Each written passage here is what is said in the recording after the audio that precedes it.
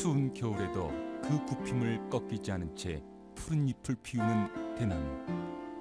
푸른 듯 맑고 부드러운 듯 강인해 군자라 했던가. 대나무의 숨결이 들리는 듯 그 숨결은 바람이 되어 멀리 향기까지 전한다. 댄잎에 사각거리는 소리를 듣노라면 어느 순간 빽빽히 들어선 대나무 한가운데 서 있는 자신이 보이고 푸른 댄잎을 통과해 쏟아지는 햇살의 기운을 몸으로 받아내는 기분 또한 신비롭다.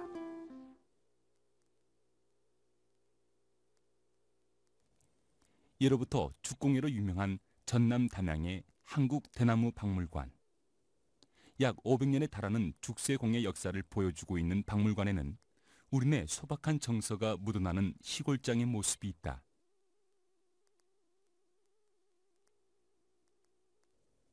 다른 지역보다 굵고 질 좋은 대나무가 생산될 수 있는 천혜의 자연 조건 때문에 담뱃대, 채상, 참빗 등 각종 소공예품이 활발히 거래되던 시절, 사람의 손때 묻은 물건들은 점점 사라지고 물건 하나에도 혼을 불어넣을 줄 알았던 우리네 선조들의 정성도 사라져가고 있다.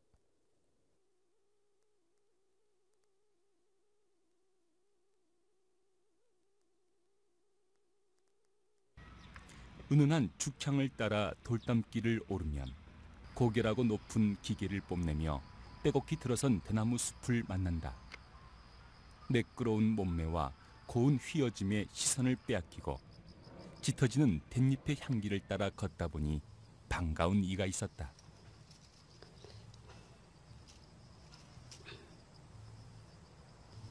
낙죽장 이영진. 인두를 대나무에 지져 무늬, 그림, 글씨 등을 그려 새기는 전통 기법인 낙죽은 옛 선비들의 두루마기나 도포 안에서 그 멋을 더해주고 생활 필수품으로 이용되어 온 죽세품이다.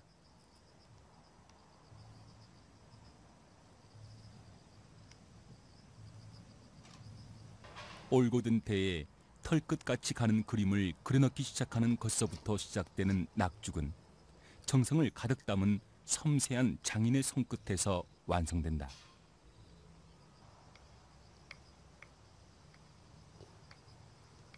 낙죽의 도구는 인두와 화로뿐이지만 가장 단촐한 작업 도구에서 가장 신비로운 문양이 새겨진다. 낙화를 가장 많이 사용하는 곳은 합죽선. 이곳에 새겨지는 무늬 또한 쓰는 이에 따라 다르다고 하는데, 낙죽에서 가장 보편화된 무늬로는 국화무늬, 박쥐무늬 등이 있으며 참빗 등 여인들의 물건에는 포도, 잉어 등의 무늬를 새겨 넣어 그 멋을 더했다.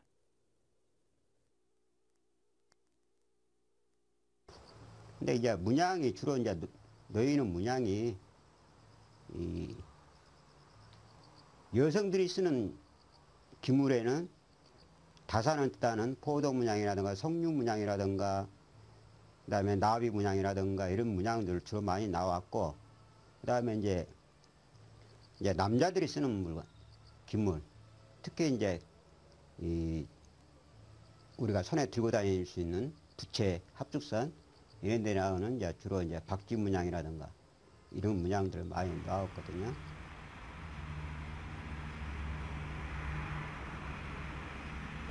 태움의 농담으로 표현되는 아름다움, 낙죽.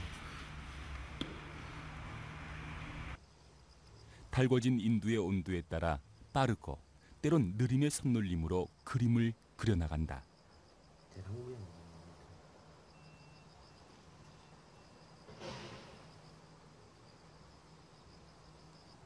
낙죽을 놓는 이에 몸과 마음이 하나가 되고 그것이 손끝으로 전해질 때 비로소 땀방울의 자취가 그대로 대나무에 스며든다.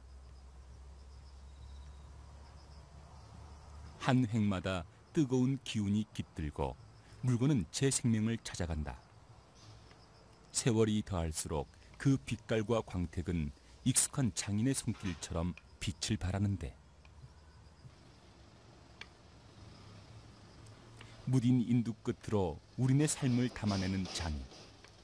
오랜 시간이 흐를수록 제 빛깔을 찾아가는 대나무와 함께 장인의 삶도 그렇게 닮아간다. 산수화나 사군자를 그리듯 자유로운 표현을 하기 위해서는 인두의 적당한 온도를 유지하는 것이 무엇보다 중요한데, 이 뭐 부채 바람 뭐 선풍기라든가 뭐 에어컨이라든가 킬 수가 없어요. 인도가 빨리 식어보니까. 그래서 한여름에도 이렇게 작업을 할 때는 땀 흘려가면서 해야 되니까 이 고역이죠, 이게.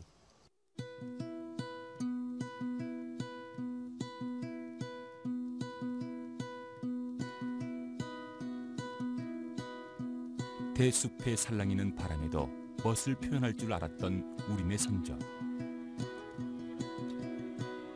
그 빠름과 느림의 조화로 탄생한 아름다움은 대나무 향기처럼 우리네 삶 속에 은은하게 스며 있다.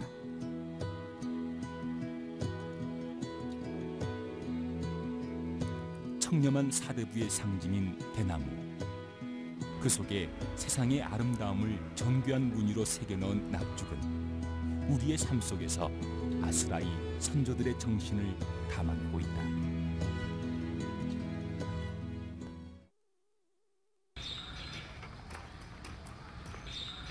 이곳 담양에 또 하나 빼놓을 수 없는 죽공예, 채상. 일반인에게는 다소 귀에 선 이름으로 무늬가 있는 상자를 뜻한다.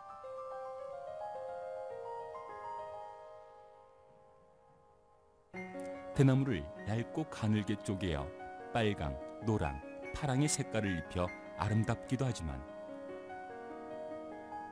결이 매끄럽고 때깔이 고와 무늬체 대신 비단체를 붙여 비단 같은 상자라고 부르기도 한다.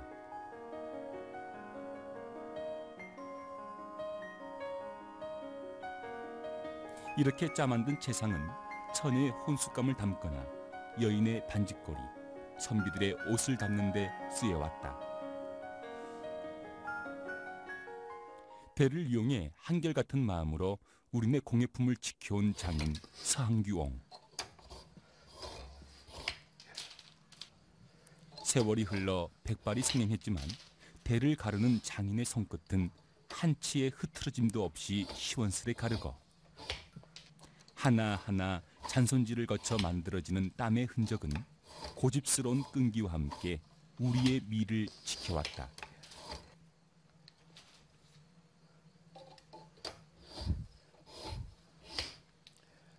가지런히 다듬어낸 대는 입과 양손을 이용해 또 한 번 얇게 떠낸다. 손을 움직이는 단순한 과정이지만 대를 벗기고 벗기는 반복된 작업 속에서 만드는 이의 혼이 고스란히 스며든다. 색색이 염색한 대를 촘촘한 그물을 짜듯 정교하게 엮어낸다. 한자리에 앉아 대를 잡는 순간 수십 개의 대가 교차하니 엮어내는 장인의 손놀림 또한 신중해진다. 힘있게 대를 엮던 장정은 어느덧 정교한 솜씨로 엮어내는 장인이 되고 장인의 삶도 늘 곁에 두었던 대를 닮아가고 있다. 대나무 특유의 광택과 화려한 색이 돋보여 죽제품 중에서도 여인의 일상소품을 만드는 데 사용한 채상은 쓰면 쓸수록 손때가 묻어 친근함을 더하는 우리의 물건인 것이다.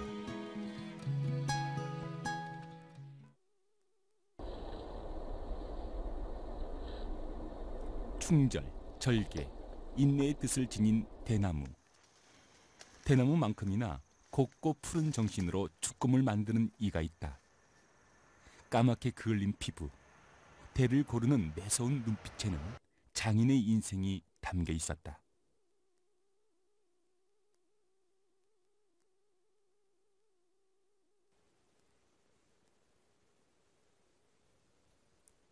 죽검을 만드는 것은 좋은 대나무를 고르는 것에서부터 시작된다. 성장기에 있는 대는 물이 너무 올라 무르고 또 베어내는 시기를 자칫 놓치면 가치는 떨어진다. 이러한 죽검은 언제부터 우리 곁에 자리 잡고 있었을까? 주검은 조선시대에 황실에서 세자, 세손들이 사용하는 권위를 상징하는 검이었으며 일상생활에서는 조롱떡갈이나 인삼을 자를 때 사용을 하였고 주술적으로는 건물을 줄 때나 무당들이 구슬할 때 신검으로서 사용했다고 합니다.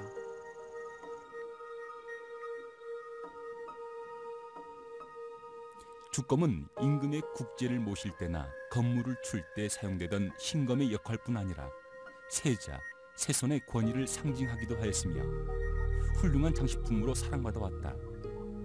또한 일상생활에서는 조롱떡 칼로 쓰이거나 인삼을 자르며 길을 다스리는 데 사용되어 온 우리의 검인 것이다.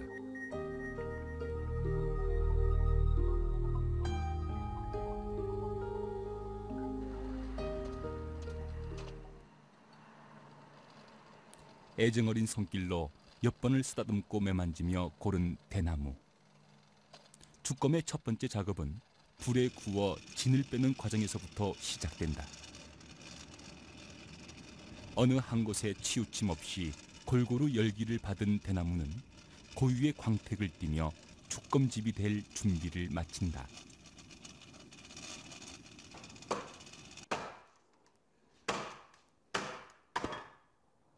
대나무를 쪼개고 다듬는 수천 번의 손길에도 장인은 한치의 흐트러짐이 없다. 처음 검을 만들었던 그 순간처럼 모든 작업 과정마다 장인은 온 정신을 집중한다.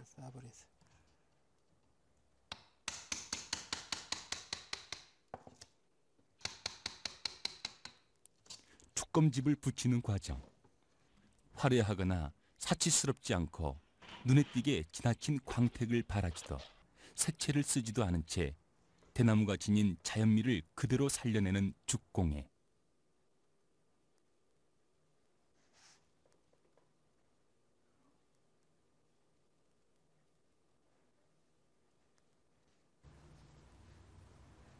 이는 실로 단순하면서도 무미한 듯 보이나 세속을 벗어난 고도의 손질과 기능으로 완성하는 작업이었다.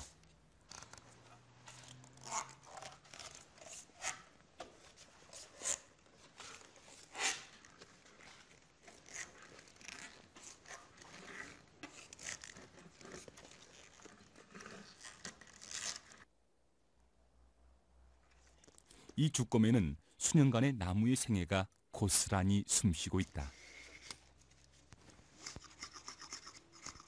이 나뭇결에는 한국의 햇빛과 바람 소리가 스며 있으며 한국의 자연과 기후로 빚은 가장 섬세하고 예민한 아름다움이 거기에 물결치고 있는 것이다.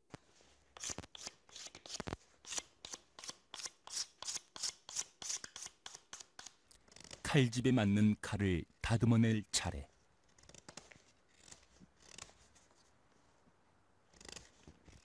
거친 검의 표면을 다듬는 길고 긴 작업이 진행될수록 장인의 정신은 고든 검 속에 빠져들고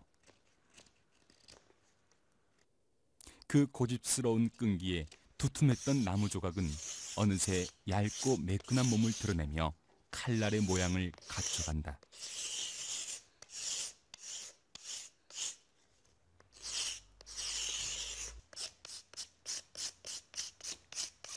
긴 세월 단련된 솜씨로 섬세하게 만들어낸 장인의 눈빛이 칼끝에서 빛난다.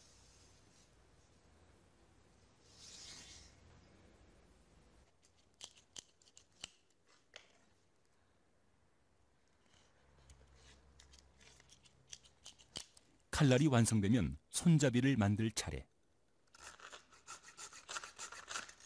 주검은 끝없이 쪼개고 다듬는 것으로 완성되는 공예품이다.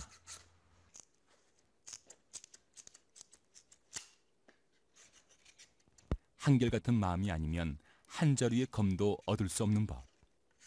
다듬어내는 길고 긴 작업을 거치는 동안 장인의 손은 못이 박히고 투박해진다.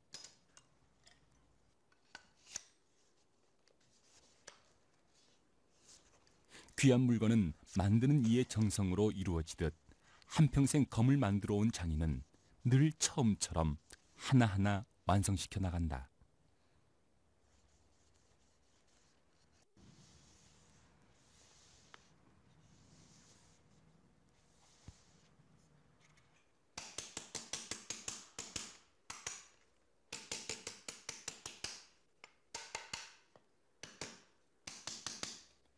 대나무는 다른 재료에서는 표현하기 힘든 기법을 적용할 수 있기 때문에 매력적이다.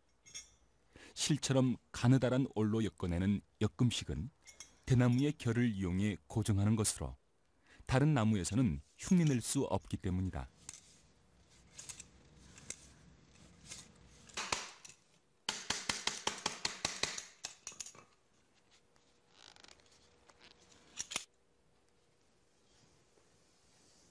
우리의 가슴에서도 녹슬지 않을 죽검. 검은 죽지 않는 정신이며 힘인 것이다. 사시사철 푸름을 유지하며 절기를 지키는 대나무. 그것으로 만든 죽검의 정신도 고스란히 스며 있다.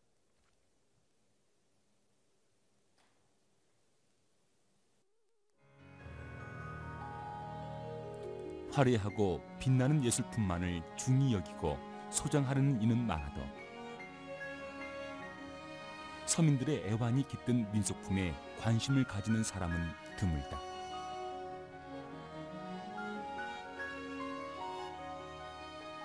그 속에 깃든 민중의식과 안으로 보이지 않는 마음의 아름다움을 지닌 민속품의 진가야말로 한국인의 타고난 미의 뿌리와 바탕이 되는 것은 아닐까.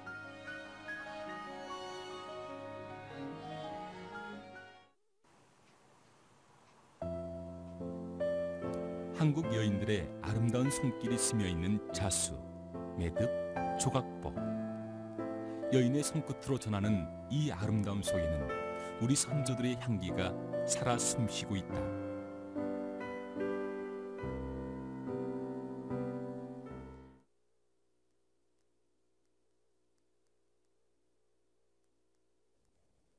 아이를 낳아 기르며 옷을 해입히던 따사로운 어머니의 손길. 일 속에 파묻혀 생활하느라 비록 손은 거칠어졌지만 희고 부드러운 섬섬 옥수를 가졌던 그녀들의 섬세하고 꼼꼼한 솜씨는 감탄을 바라게 한다. 특히 쓰다 남은 천 조각을 활용해 만드는 조각보는 옛 여인들의 알뜰한 절약 정신과 더불어 대단히 높은 수준의 구성미 또한 자랑하는데 50년이 넘는 긴 세월 동안 조각난 천을 한 땀 한 땀 이어 아름다운 보자기로 탄생시킨 장인. 조각보란 어떤 천을 가지고 우리가 한복을 지었을 때 이 자투리 천이 이런 데서 많이 나와요. 근데 말 그대로 조각. 우리가 뭐 조각을 낸 것이 아니고 자연적으로 한복을 하고 남은 자투리에 모아가지고 그거를 갖고 옛 조상님들은 조각보를 그걸 많이 만들었잖아요. 제각각의 빛깔을 가진 천들을 모아 조화를 이루어낸 그녀의 정신이 그대로 이 도면 안에 스며 있다.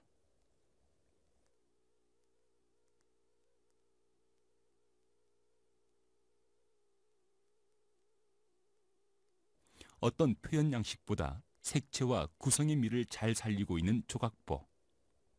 만들어질 당시 이 조각보들은 밥상을 덮는 상보였거나 딸의 혼수로 보내졌거나 혹은 친지들에게 드리는 귀한 선물을 감싸고 있었을 것이다. 하나의 조각보 속에는 다양한 질감과 색상의 천 조각들이 수백, 수천의 조합을 만들어내며 오밀조밀한 조화를 이룬다. 그 색상과 질감의 조화도 용어가 아름답지만 다 달라서 무엇보다도 조각보를 아름답게 만드는 것은 그것들을 만들어낸 사람의 손길과 그 속에 깃든 정성이다. 조각보는 작은 것 하나도 쉽게 버리지 않는 지혜로 만들어낸 일상의 소품이지만 현대에 와서는 그 예술성이 새롭게 조명을 받고 있다. 우리네 어머니들은 소박한 미적 감각으로 수많은 조각들의 크기와 색상을 안배하면서 조각보를 만들었던 것이다. 가장 전통적인 문양의 조각보는 세목골의 조각 4개를 엮어 한 개의 네모 형태를 만들고 그 네모들이 끊임없이 퍼져나가는 형태이다.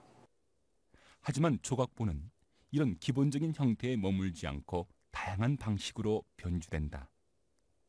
전통 조각보의 맥을 잇고 있는 장인은 그 명맥이 끊길까 안타까워하고 있었는데 뭐 빨강색, 파랑색 갖다가 붙이면은 그게 조각보로 알고 있어요. 지금 젊은 사람들이. 그게 또 문제가 또 되더라고. 내가 가만히 보니까. 이게 가르치는 사람도 중요하지만 워낙이 우리 전통 조각보 제가 해보니까 아닌 것이 아니라 힘은 들긴 들어요. 드는데 힘 든 만큼 제가 해보니까 많이 힘이 들어서 한 조각보하고 조금 신경을 덜 써서 조각보 힘이 안 들은 조각보하고 보리밥과 쌀밥 차이예요. 그래서 난 우리 조각보 우리 배우는 학생들 보고 이왕에 할 바에는 제대로 배워서 제대로 해라. 나는 그렇게 해야지 그렇게 쉽게 해서 쉽게 넘어가는 조각보가 아니거든요. 이게.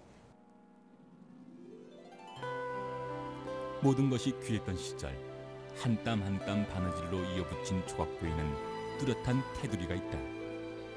조각보의 바느질이 만들어내는 테두리는 어떤 사람 혹은 가족이 지내온 삶의 이음새를 보여주는 나이테 같은 것인지도 모르겠다. 이렇게 조각보 속에서 남루하고 보잘것없던 천조각들은 아름다운 삶의 무늬로 완성된다.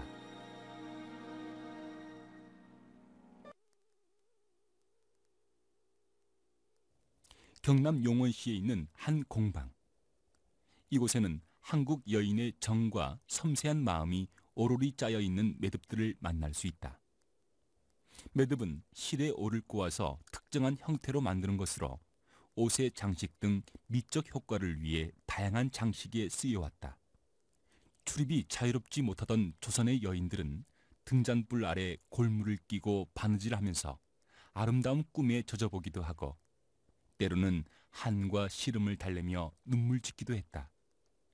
매듭은 실로 오로리 정과 사랑으로 엮어꼰 것이기에 그 속에는 이심전심으로 통하는 사랑과 추억과 그리움이 담겨 있다.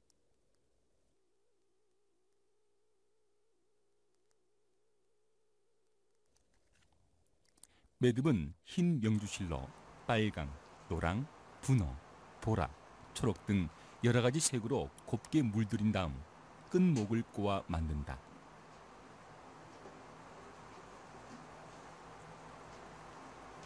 평범하기 그지없는 하나의 실로 짜여지는 미의 세계가 바로 매듭인 것이다.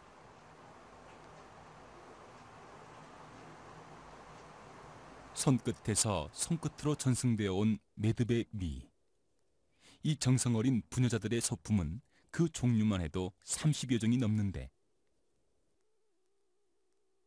순결과 청순을 의미하는 매화 매듭부터 외기 매듭, 이귀 매듭, 파리 매듭, 나이 매듭, 대차 매듭 등 다양한 의미를 담아 만든 매듭은 기물 장식에 아름다움을 더했다.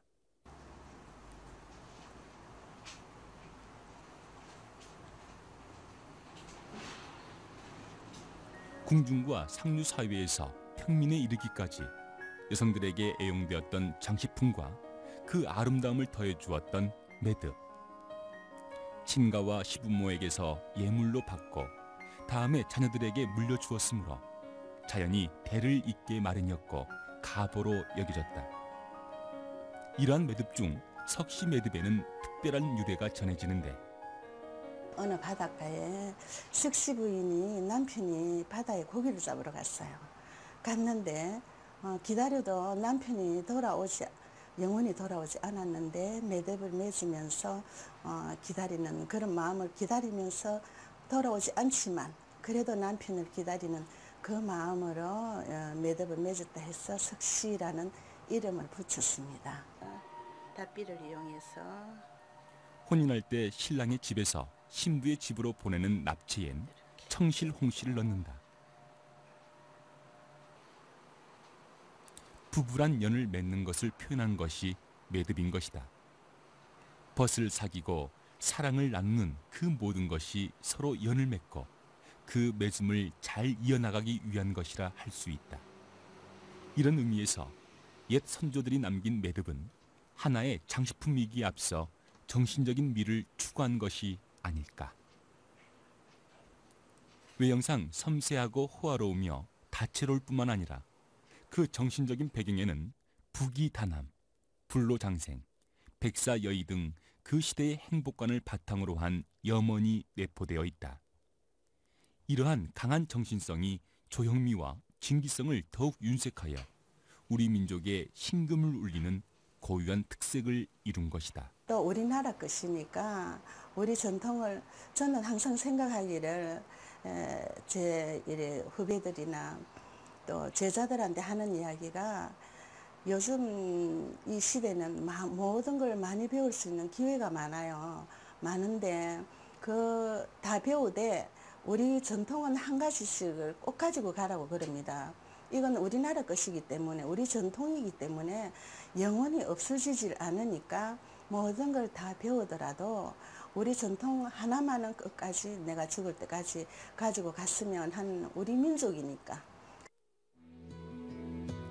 조그마한 것, 단순한 물건이라도 미를 생각하고 생활을 창조하려는 여인의 고운 마음씨가 스며있는 매듭. 이러한 매듭을 보고 있노라면 섬세하고 부드러운 조선 여인의 눈매와 섬섬옥수를 느낄 수 있다.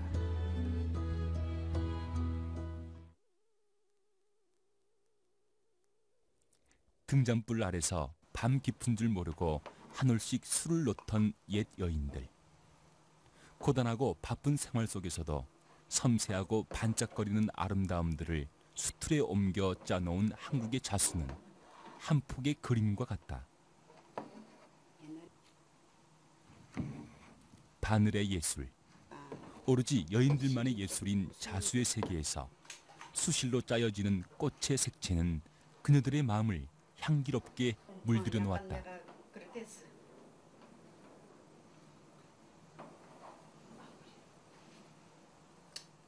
밤새 술을 놓으며 여인네의 정갈함을 지켜온 어머니.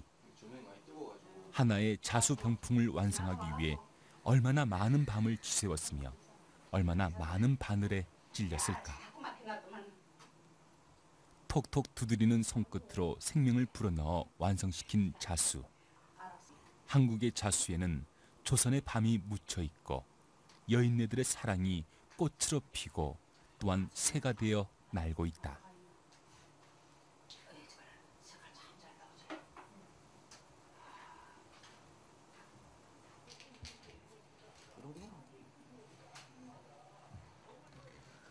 자수는 그림처럼 단숨에 그려지는 것이 아니다. 한 폭의 천을 곱게 펴 고정시키고 수틀 위에 올린다.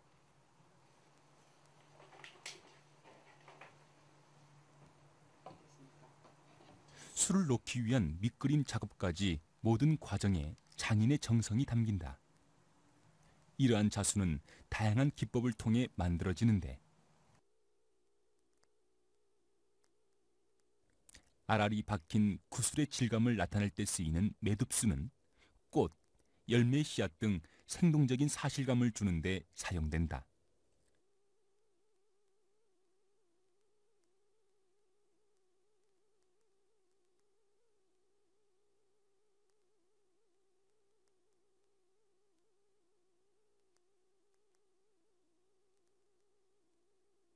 실을 간격 없이 고루 펴서 놓는 기법인 평수.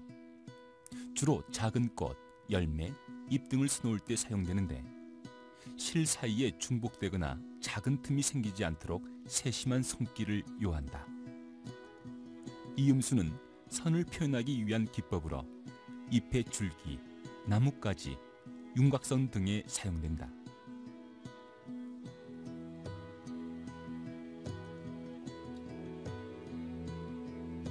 자수에서 기준선을 중심으로 바깥에서 안쪽으로 서로 맞게 놓는 가름수는 주로 나뭇잎을 표현하는 데 쓴다.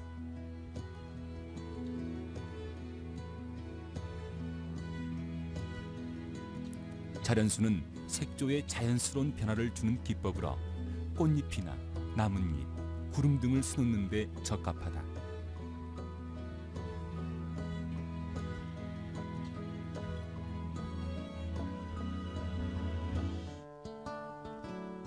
금실이나 은실을 사용하여 자수의 화려함을 더하기 위한 기법인 진금수. 문양의 윤곽선을 돋보이게 표현하는 데 쓰인다.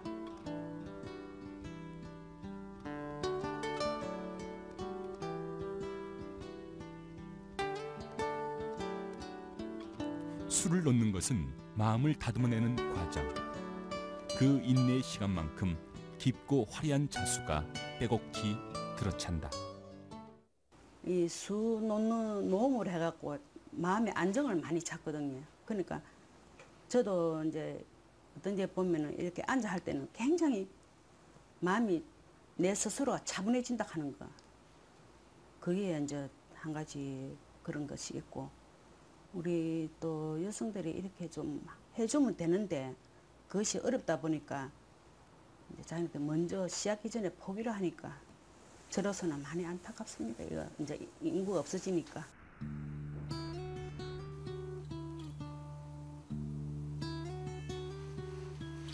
바늘로 오랜 시간 동안 한 올씩 정성을 다해 짜놓은 자수에는 여인들의 숨결과 따스한 체온이 묻어있다.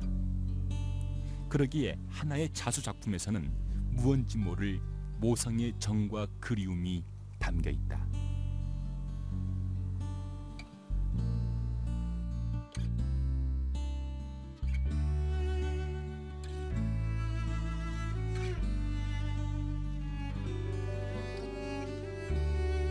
생활의 필요에 의해서 자연스럽게 발전된 여인들의 훌륭한 예술 작품들. 하나의 주머니를 만들매 있어서도 꽃으로 술을 넣고 매듭으로 장식했던 우리네 여인들의 미의식은 바로 한국의 예술을 낳게 한 마음의 바탕이 아닐까.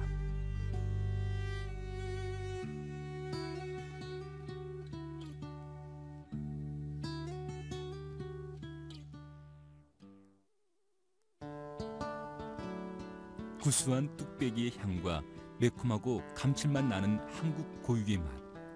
간장, 고추장, 된장의 맛이 지니는 미각은 곧 민족의 기질이 되고 우리의 문화가 된다.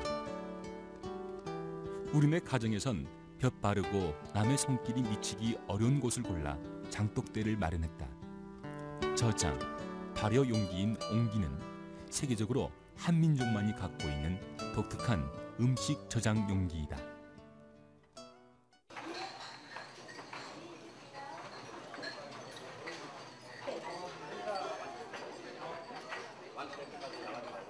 한국의 맛은 한국 고유의 옹기에 담아야 제맛을 즐길 수 있는 법. 옹기는 그릇을 넘어서 한 식구처럼 친근하고 따뜻함을 느끼게 한다.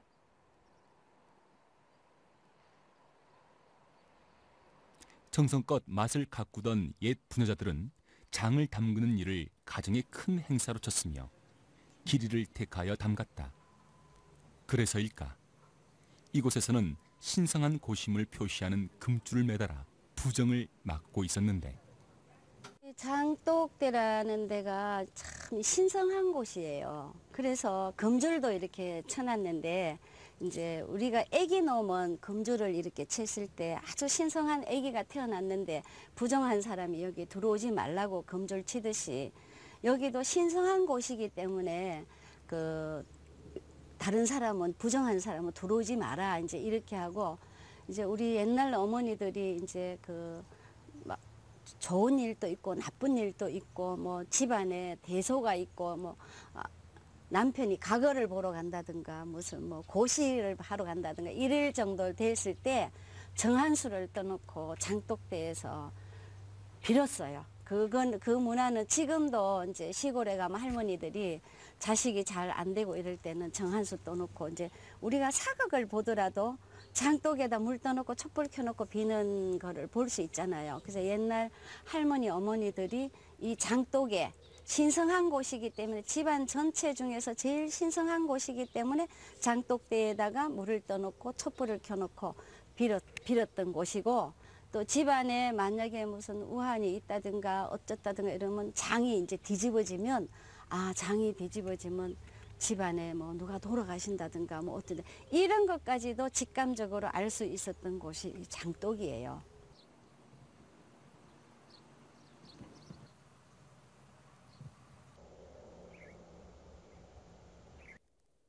장독대엔 한국 부녀자들의 알뜰한 정성이 담겨 있다.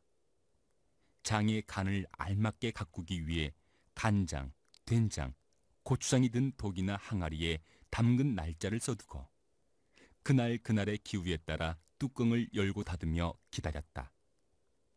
또한 하루에 몇 번씩 드나들며 장독의 먼지를 씻어내리는 일을 게을리하지 않았는데, 항상 장독들이 정갈하고 반질거리는 것이 부녀자들의 소임인 양 여겼다. 오랜 생활 체험 속에서 터득한 옹기와 장맛에는 우리 선조들의 놀라운 지혜까지 발견할 수 있는데, 숨을 잘 쉬면 가스 배출이 잘 되면 아주 맛있는 장이 되면서 아미노텔 질소로 가고, 그 가스가 제대로 안 빠지면 암모니아 쪽으로 가서 콩콩한 냄새가 납니다. 그러니까 우리 옛날 선조들이 제가 이걸 해보면 해볼수록 얼마나 지혜롭고 과학적이라는 것을 제가 새삼 느낄 수 있어요. 그래서 가스가 다 빠지면 이 입 위로 올라왔다가 내려갔다가 이 장을 한 70% 30cm 정도 남겨놓고 담아요. 된장을. 그러면 그것이 한 항아리 됐다가 내려갔다가 이렇게 한 4, 5개월 정도 해요. 그러다가는 이제 날씨가 추워지면 딱 멈춰지는 상태에서 이제 옆으로 이제 이 땅구멍으로 숨을 나쁜 노폐물을 다 배설을 하고 나면 2년 정도 있으면 아주 맛있는 장을 먹을 수 있는데, 그래서 균이 살아서 숨 쉬는 거기 때문에 제가 된장은 살아있는 식품이다. 뛰어난 저장력을 자랑하는 숨쉬는 그릇 옹기는 금이 가거나 깨지면 흙으로 돌아가는 가장 자연에 가까운 그릇인 것이다. 5대째 내려오는 옹기장인 박민수 선생의 작업장. 이곳에는 크고 작은 옹기들이 친근하고 따뜻한 흙냄새를 풍기며 올망졸망 모여 있다.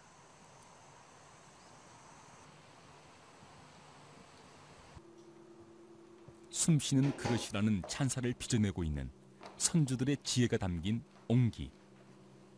잘 다져진 흙덩어리를 떡거리와 같이 길게 늘어뜨리며 작업을 준비한다. 물레 위에 흙뭉치를 올려 적당한 두께가 되도록 잘 두드려 옹기 바닥을 만들고 벽을 쌓기 위해 가래를 두드린다.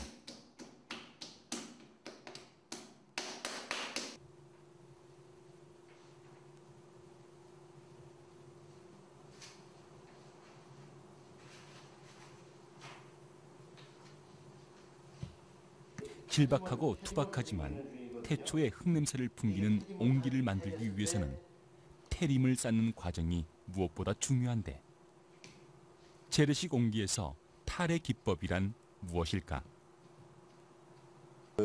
이제 쳇바퀴 타림이라고 해서 이제 호남 지방에서는 쳇바퀴 타림을 쓰는데, 그 쳇바퀴 타림은 그릇을 만드는 사람들을 이제 대장이라고 부르는데요.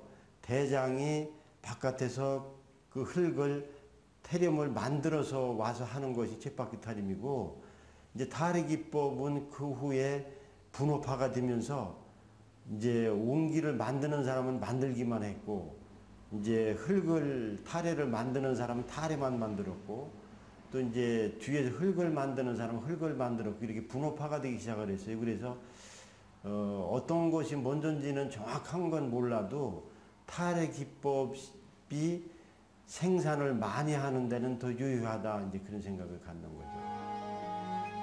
물레가 돌면 흙덩이는 생명을 부여받고 옹기로 탄생한다. 이러한 옹기는 담겨지는 모든 사물을 숨쉬게 하고 음식을 담아 정을 주고받을 수 있게 했던 그릇이기에 더욱 아른한 정감이 느껴지는 것이 아닐까. 한국 옹기는 그 물을 담아도 그러니까 물보다 입자가 더 이제 적은 간장 이런 걸 담아도 이제 숨을 쉬면서 간장이 새지 않는 이유는 이 우리나라의 옹기 흑만의 특성이 있어요. 우리나라 옹기 흑만이 가지고 특성이 뭐냐면 이게 고온 처리를 하게 되면 그 아주 미세한 구멍들이 벌집같이 뚫린단 말이에요. 보이지 않는. 그래서 우리 이제 숨구멍, 이게 맞는 이야기인지 몰라도 우리네 숨구멍이 속에서는 땀만 나와도 바깥에 물은 안 들어가지 몸속으로. 똑같은 원리라고 저는 보거든요. 그래서 이 우리 옹기가 우리나라 옹기만이 숨을 쉬기 때문에 그 저장용기로서는 세계적으로 제일 좋은 그릇이 아닌가 저는 그런 생각을 해보죠.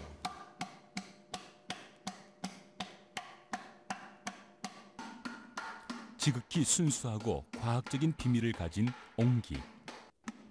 장인에게는 이 옹기 자체가 삶이며 동반자인 것이다.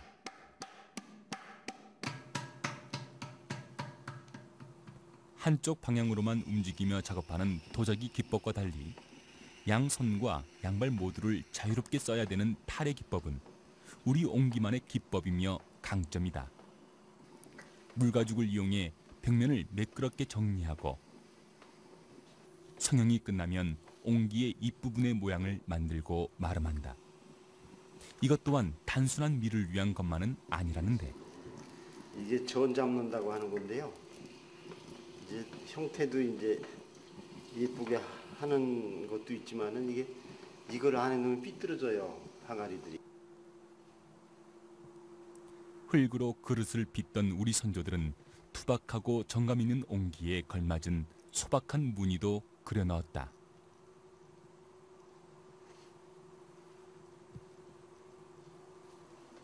옹기의 장식 기법은 귀족들의 화려함보다는 주위 환경에서 쉽게 찾을 수 있고 볼 수 있는 주제로 간결하게 표현해왔다.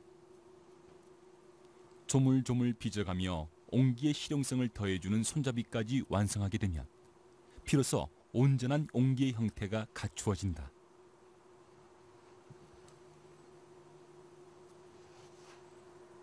옹기의 어떤 매력이 수십 년간 한결같은 장인의 사랑을 받게 하는 것일까? 하다가 보니까 저는 옹기를 하다가 중간에 도자기를 좀 했었어요. 도자기를 하다 보니까 이 만드는 기법이 옹기가 훨씬 이제 나이가 먹을수록 큰 작업을 할 수 있다는 게 엄청난 이제 매력이고요. 이제 아쉬운 점은 무엇이냐면 이 수작업하는 작업들이 거의 다 지금 사라져 가고 있는 것이 굉장히 이제 아쉬운 거죠. 왜 그러냐면 이게 독이하고 수레하고 이렇게 때려서 만드는 그릇하고요. 그 기계로다 찍는 그릇하고는 굉장히 틀리거든요. 그래서 좀 더 이렇게 옹기를 수작업을 하는 분들이 많이 좀 이렇게 늘어났으면 하는 게 이제 바람이고 아쉬운 점이 이제 없어지는 것이. 옹기의 형태가 갖추어지고 잘 말린 다음 위약을 입힐 준비를 한다. 이 과정을 잿물 친다 혹은 옷 입힌다라고 하는데 이러한 잿물의 원료는 약토와 솔가지, 콩깍지 등을 잘 배합해서 만든다.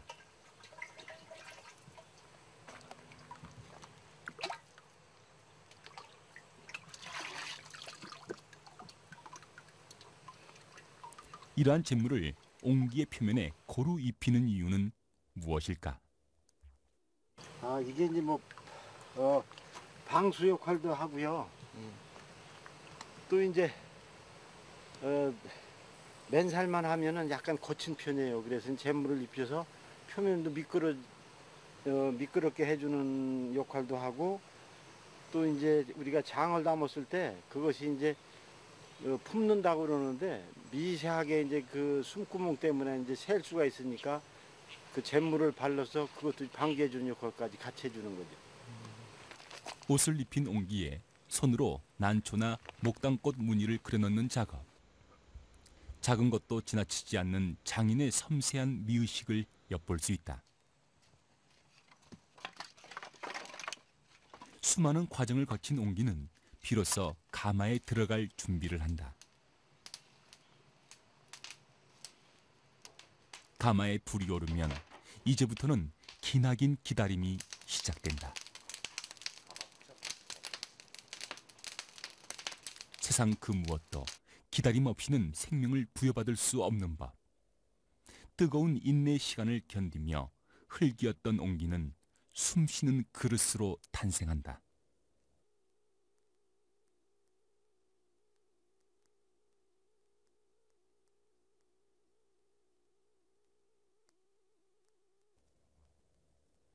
(180년이) 넘게 이어져 내려온 가업.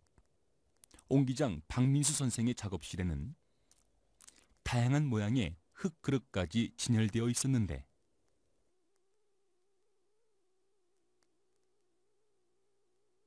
흙의 따뜻함 뿐 아니라 도자기의 빛깔까지 품고 있는 항아리들도 옹기인 것일까? 옹기 흙을 한 80% 이상을 이제 사용을 해가지고요. 거기에다가 이제 분을 바른다든가, 아니면은 유약을, 여러 가지 유약을 섞어서 옹기 분위기를 조금 더 우리 그 가정에서 편안하게 느낄 수 있는 그런 작업을 이제 한 건데요. 그래도 저는 이거를 꼭 옹기라고 저는 고집을 합니다, 이거를. 왜 그러냐면은 옹기 토도 80% 이상이 들어갔고 옹기에 사용하는 잿물도 80% 이상 들어간 걸 가지고 이것을 만들기 때문에 옹기라고 이제 부르는데, 저 같은 경우는 이제 우리 장동 문화에서 좀 더 이제 안방으로다가 끌어들이는 작업을 좀 해보자라는 생각에서 이 일을 시작한 지가 한 30년 됐어요. 옹기의 명맥을 잇기 위해 다양한 시도를 하고 있는 장인과 그의 곁에서 정감 넘치는 모습으로 자리 잡고 있는 옹기들.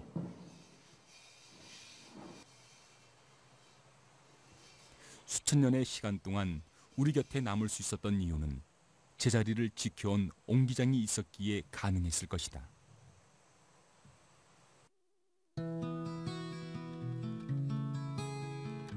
녹슬고 돌로 된 것은 마멸되어 원형을 찾기 어려우나 옹기만은 자연의 자태와 채취를 그대로 보여준다. 인간이 흙과 가장 가깝게 느낄 수 있도록 해주는 옹기와 우리 결의의 혓바닥에 익어온 장맛. 대량 플라스틱 그릇에 밀려 점점 잊혀져 가고 있는 물건이지만 손가락으로 퉁기면 깊숙한 울림을 내며 태고적 음성을 들려주는 옹기야말로 민족 최초의 그릇이며 사라지지 않는 신비가 아닐까.